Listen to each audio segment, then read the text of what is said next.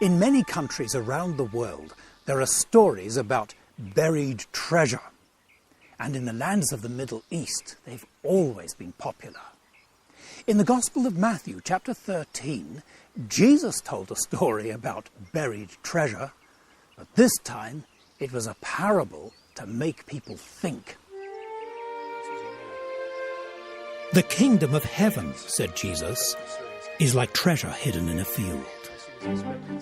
Many centuries ago, during a time of war, the people were taken as prisoners, and a rich man who was running away from the enemy buried all his gold in a pot, hoping to come back later. If he was killed or taken prisoner, then the treasure would remain buried, perhaps forever, or until some fortunate person would find it. Hundreds of years went by, until one day a farm worker was in the field, and accidentally he discovered the pot. The farm worker was curious. Of course, this object might just be a piece of broken pottery thrown away many years ago. That was not unusual. But a pot which was unbroken and had been carefully sealed must contain something of interest. It could be money, some copper coins perhaps. At least he could look and see what it was. It was incredible. A fortune. It was more than he could imagine. More than a man like him could earn in a whole lifetime of work. But legally, all this belonged to the present owner of the field. If he just took the treasure, he would be a thief. There was only one answer. If he could buy the field from its present owner, then everything on the land, including the treasure, would lawfully belong to him. He must get money. He must sell what he had. It was only a little piece of land, but he was poor. It would cost him literally everything he owned. He could not explain what he was doing. He seemed to be quite mad. These were things he had worked for, but now he seemed not to care. Everything was sold for cash. At last he had just enough money to buy the field, and fortunately the owner was quite happy to sell it. The land was his, and legally so was the treasure. He could hardly believe it. It was all his. This man was no fool. Now people would know why he had sold literally everything just to get this piece of land. Now he could buy 100 fields if he wanted to. He was richer than he could have ever dreamed. Jesus had made his point. Some things are so important, their value outweighs everything else you have. And then he told another story. The kingdom of heaven, said Jesus, is like a merchant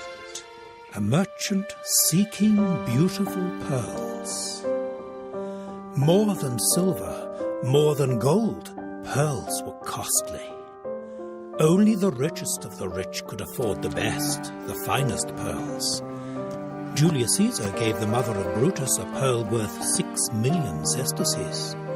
Cleopatra possessed pearls worth 10 million sesterces. That was 6,000 years' wages for a working man. The merchant looking for beautiful pearls might go to many cities, and he always had a network of contacts looking for the best. This time, the merchant felt he had a good lead, but negotiating a deal could be difficult. The dealer was cautious. He knew that men would kill to obtain such a pearl as he had. The merchant must use both patience and diplomacy. To find jewelry, even fine gold jewelry, was not difficult. There were workshops which produced the most elegant gold filigree, craftsmen who could design and cut beautiful cameos. But to find a truly magnificent pearl could take a lifetime.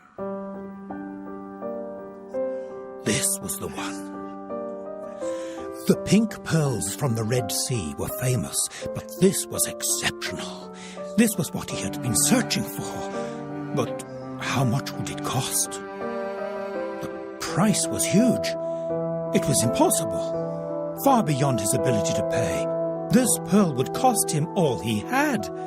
The merchant tried to bargain. Perhaps the dealer would lower the price.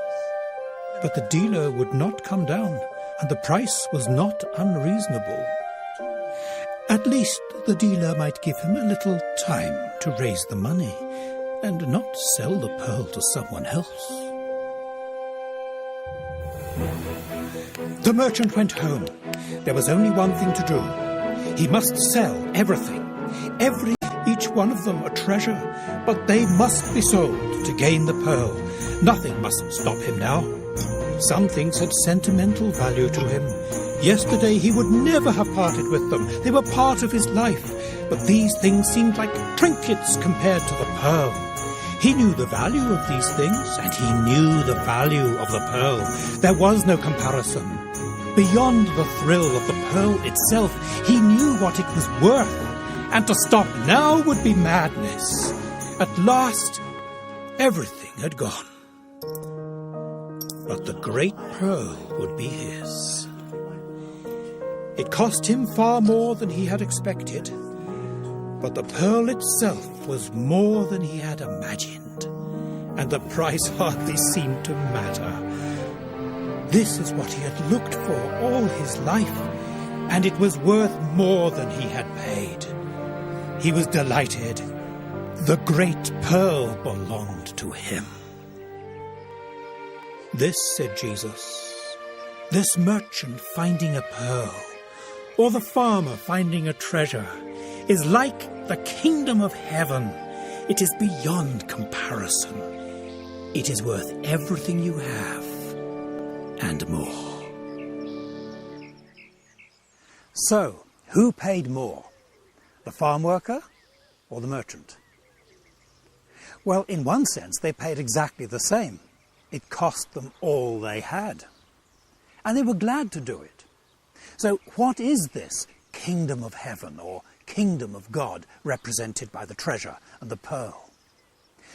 More than anything else, it means the sovereign rule of God, both now and in the future, in this life and in the life to come.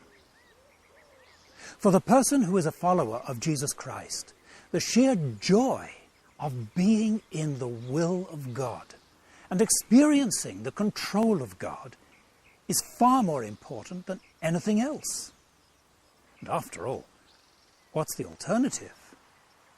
As Jesus himself said, what does it profit a man if he gains the whole world and loses his own soul?